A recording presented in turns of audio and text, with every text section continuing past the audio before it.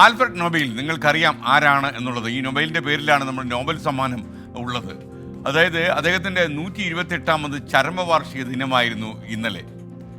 ശരിക്കും ഈ Alfred Nobel മരിക്കുന്നതിന് 8 വർഷം മുമ്പ് തന്നെ അദ്ദേഹം മരിച്ചു എന്ന രീതിയിൽ പത്രങ്ങളിൽ വാർത്ത വന്നു. മരണവാർത്ത വളരെ വ്യാപകമായി ശ്രദ്ധിക്കപ്പെട്ടു. ഒരു അബദ്ധത്തിൽ അച്ചടിച്ച് വന്നതാണ് ശരിക്കും അത്. അദ്ദേഹം ആ വാർത്ത വായിച്ചു. നമ്മുടെ സലീം കുമാറിനൊക്കെ ഉള്ള ഭാഗ്യം പോലെ സ്വന്തം മരണം വായിക്കാനുള്ള അവസരം ആൽഫ്രഡ് നൊബേലിന് കിട്ടി.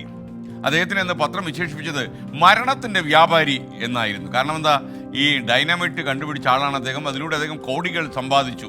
പക്ഷേ ഈ മരണത്തിൻ്റെ വ്യാപാരി എന്ന തലക്കെട്ട് അദ്ദേഹത്തെ വല്ലാതെ വേദനിപ്പിച്ചു.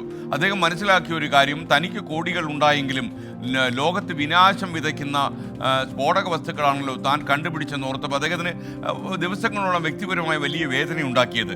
അപ്പോൾ ഈ മരണത്തിൻ്റെ വ്യാപാരി എന്നുള്ളതിൽ അദ്ദേഹത്തിന് ഉറക്കം വരാത്ത ദിവസങ്ങളായിരുന്നു പിന്നീട് ഉണ്ടായത്.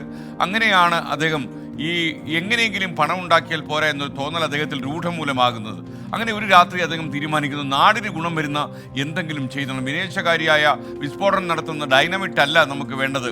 അങ്ങനെ ഒരു ചീത്തപ്പേര് എനിക്കുണ്ടായിപ്പോയല്ലോ എന്നുള്ള അത് അദ്ദേഹത്തെ ചൂഴ്ന്നു നിൽക്കുമ്പോൾ അദ്ദേഹം തൻ്റെ സമ്പാദ്യത്തിൻ്റെ വലിയൊരു ശതമാനം ലോകത്തെ പുരോഗതിയിലേക്ക് നയിക്കുന്ന കണ്ടെത്തലുകൾക്കായി മാറ്റിവെച്ചു. അത്തരം ഡിസ്കവറിയും അത്തരം ഇൻവെൻഷനുമാണ് വേണ്ടതെന്ന് നൊബേൽ ആഗ്രഹിച്ചു. അങ്ങനെയാണ് അദ്ദേഹം ശരിക്കും നൊബേൽ സമ്മാനം ഉണ്ടാക്കാൻ തീരുമാനിച്ചത്. അങ്ങനെ ആൽഫ്രഡ് നൊബേലിൻ്റെ പേരിലുള്ള സമ്മാനം ഇന്ന് ലോകത്തെ എത്രയോ ശാസ്ത്രജ്ഞന്മാർക്കും മറ്റുള്ള ആളുകൾക്കും നൽകുന്നുണ്ട്. സമാധാനത്തിനുള്ള നൊബേൽ സമ്മാനമുണ്ട്, നിങ്ങൾക്കറിയാം. ശാസ്ത്രീയ നേട്ടങ്ങൾക്കുള്ള നൊബേൽ സമ്മാനമുണ്ട്. ലോകത്തെ വിനാശകാരിയായ ഡൈനാമിറ്റ് കണ്ടുപിടിച്ച അതേ ആളാണ്, ആൽഫ്രഡ് നൊബേലാണ് ഇത്തരം പ്രായശ്ചിത്തം എന്നോണം ഇക്കാര്യം ചെയ്തത്. ഇതിലൂടെ നമുക്ക് വ്യക്തമാകുന്ന ഒരു കാര്യം, പണമുണ്ടാക്കുന്നത് ശരിയായ മാർഗത്തിലൂടെ ആയിരിക്കണം. മാർഗം ലക്ഷ്യത്തെ സാധൂകരിക്കുമെന്ന് പറയുന്ന ആളുകളുണ്ട്. ലക്ഷ്യവും മാർഗവും നന്നാണോ നീ?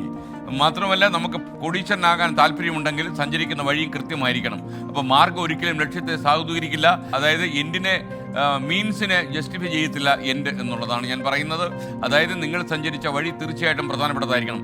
അപ്പോൾ വൃത്തികെട്ട വഴിയിലൂടെ, നെറികെട്ട മാർഗത്തിലൂടെ പണം സമ്പാദിക്കുന്ന ആളുകളുടെ മനസ്സിലേക്ക് ഇത് ആഞ്ഞു തറയ്ക്കുമെങ്കിൽ ഞാൻ സന്തുഷ്ടനായി.